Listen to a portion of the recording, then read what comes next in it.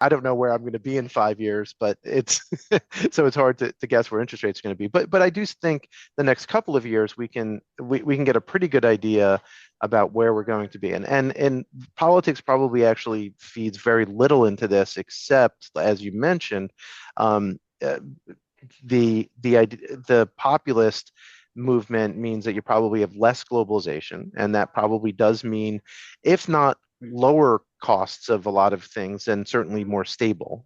So you're not going to see the disinflationary pressures that we've had in the past.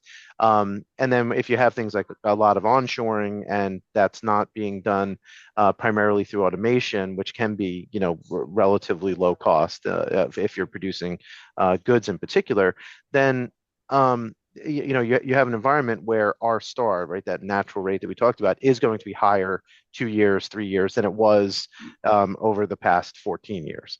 And like you mentioned, and that's a great point, that ex ante, it's impossible really to tell what our star is.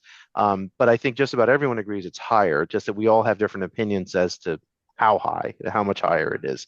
And if you think about something like a reversal of the 1990s. Like there's been some people, I think, who are of the opinion that we're more like the 1970s, and that this is just like the first wave of inflation that we've seen, that we're going to get more, that if we do get more populist tendencies, regardless of the political parties.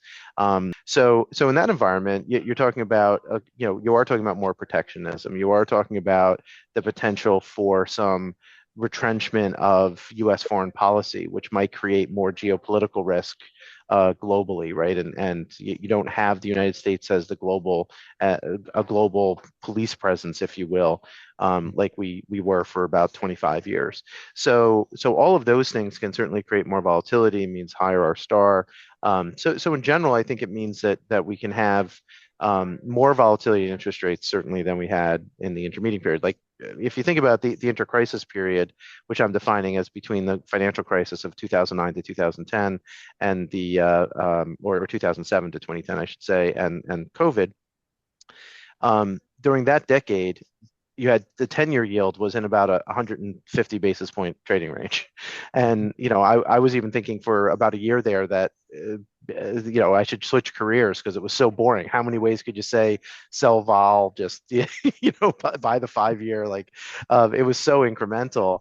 But today's world is far different than that, and I do think that we will see some steepening of the yield curve. So for an asset liability manager like yourself, Jason, I think that what's important there is, where you are on the curve, depending on what your liabilities are, is going to matter, because if 2 year yields suddenly are 150 basis points lower by this time next year, which is more or less our forecast. We have the end of actually 2025.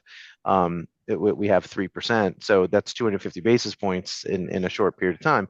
But 10-year yields might not do very much at all, quite frankly, right?